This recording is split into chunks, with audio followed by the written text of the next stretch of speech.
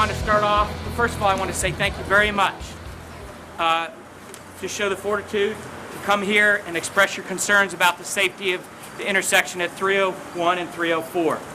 Let's start this off with a moment of silence for the Rice family, if you don't mind, please.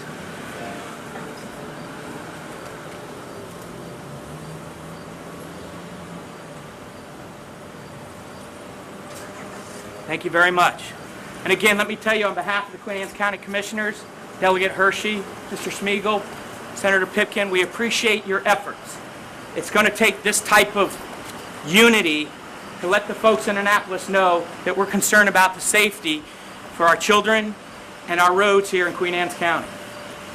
At this point, Lindsay would like to share with you a statement that Okay. she is preparing on behalf of the high school and middle school students. Lindsay, why don't you step up here? Right here's fine. Spring. As you all know, I'm Lindsay Rexis and I'm a senior at Queen Anne's County High School. I've been honored to speak on behalf of our youngest constituency to assist you in making our concerns heard about the intersections at routes 301 and 304. As you know, we as high school students have recently lost one of our own, Connor Rice, at this dangerous intersection. As a community, other citizens of Queen Anne's County have endured their own tragedies at this dangerous intersection. We understand that the county throughout the years has been trying to remedy this dangerous situation.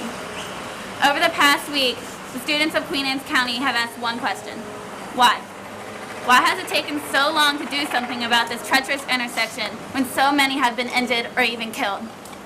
Why do you allow buses full of students to cross this highway on their way to school, knowing the statistics regarding this intersection? Why, if this improvement has been a priority for both past and present county leadership, has nothing been done to remedy this intersection? We would like to know, as a community, what part of our government assigns the priority and funding for an overpass and safety needs. What can commissioners do to make the overpass a reality? What can we, as students and the future of Queen Anne's County, do to assist in making the overpass at routes 301 and 304 a reality? Thank you for letting us come today peacefully and respectfully so that we may have some answers to our questions. Perhaps we can make the changes necessary so that another family does not have to endure the tragic loss in this dangerous intersection. Thank you. Thank you.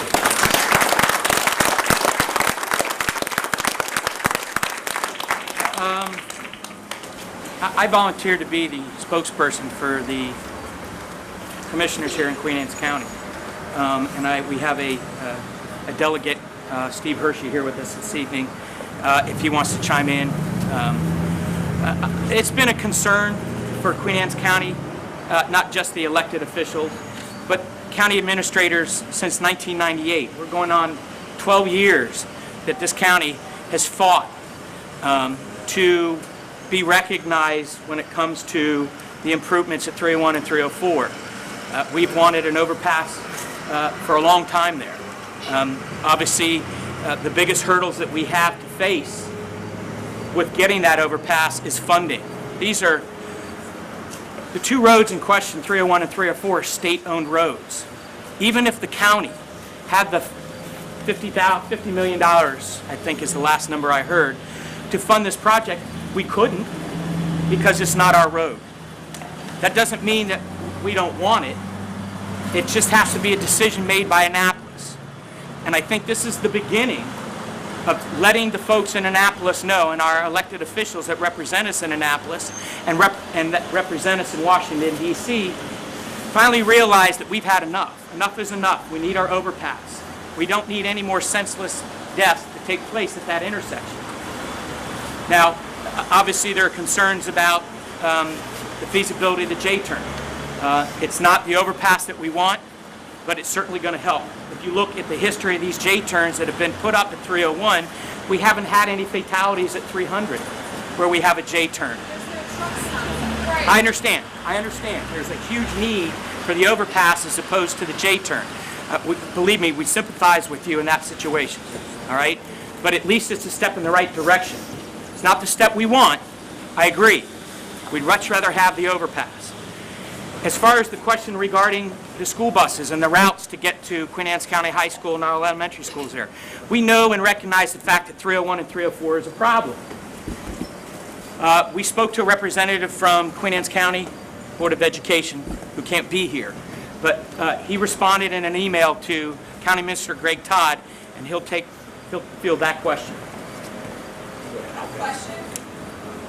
During the FASTIC debates, we were told by the county commissioners that unless the people on the east side of 301 allowed that facility in, we would never see an overpass. I don't know. So I would no, it's on record, it's on film. I was at the meeting. I know the county commissioner that said it. He is no longer in office. Thank you, Lord. But this death is on everybody's heads here, you guys. You made a threat to us and it cost a boy his life.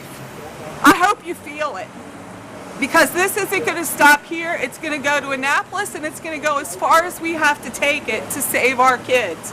I don't want my kid next. And I don't want any other kid on that side of the highway to be next.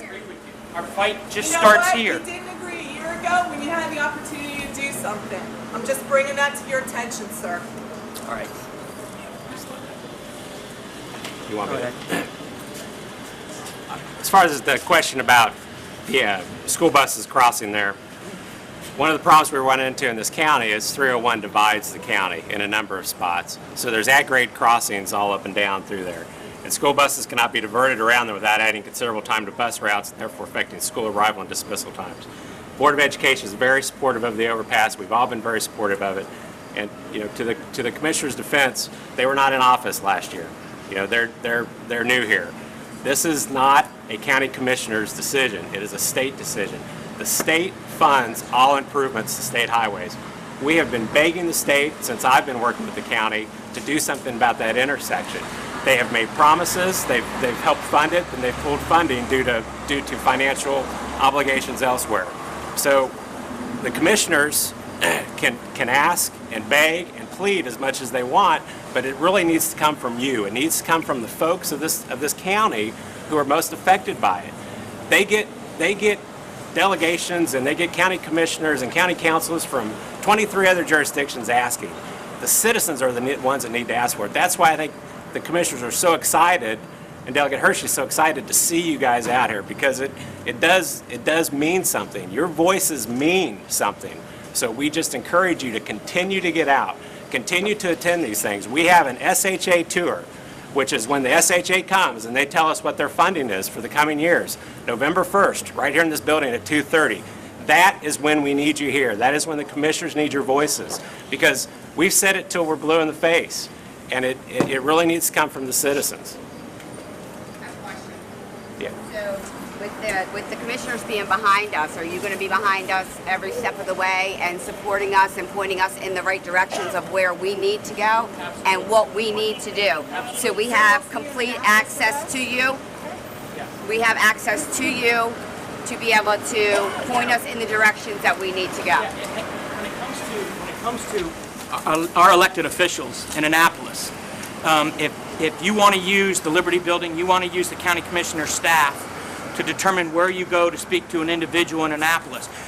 You have Delegate Smeagol, you have Delegate Hershey here. These are our voices in Annapolis. And they've been trying just as much as we have when it comes to dealing with the State Highway Administration. But when it comes to funding projects, they have a priority list. Now, as far as the priority lists are concerned, I don't care any more than you do. The most important thing is the safety for our county at intersection 301 and 304. So it's this unity that we need to bring to this building on November 1st when we meet with SHA, and then a continued effort through blogs and Facebook and letters to your elected officials, and really pound Annapolis that this is something that we want. Thank you for coming out tonight. I really want to let you know that these are the things that make a difference in government. To see a group like this come up and make the signs that you've done, put all the effort into what you've done up here to come up and tell us how important this is to you is very meaningful. We will be in Annapolis again in January. The budgets will be prepared prior to that. I've already spoken with both the Secretary of Transportation and the Governor's office about this intersection. Okay? they know that it is extremely important to this group of commissioners and to the residents out here. That's not to say that they're ready to put money into the fund in order to pay for this, but they are aware of it. And that's what this group and us and these group of people here have to continue to do, is to let the governor's office and Secretary of Transportation know how important this is to us. And we have to keep pushing for that. We will do it. The rest of the 36 delegation will continue to do that. And we look for your help in Annapolis, and come in and you can stand in front of the secretary and testify on the budget and let them know as well, and that stuff is meaningful. So I do appreciate you coming out tonight. To answer your earlier question about our availability, if you guys organize a march on Annapolis, whatever date, time that you choose, again, I can't speak for the other commissioners, but Commissioner Dumino will be there. Any other questions? Folks, thank you very much for coming. We appreciate it. Please do not let this passion, this concern for the safety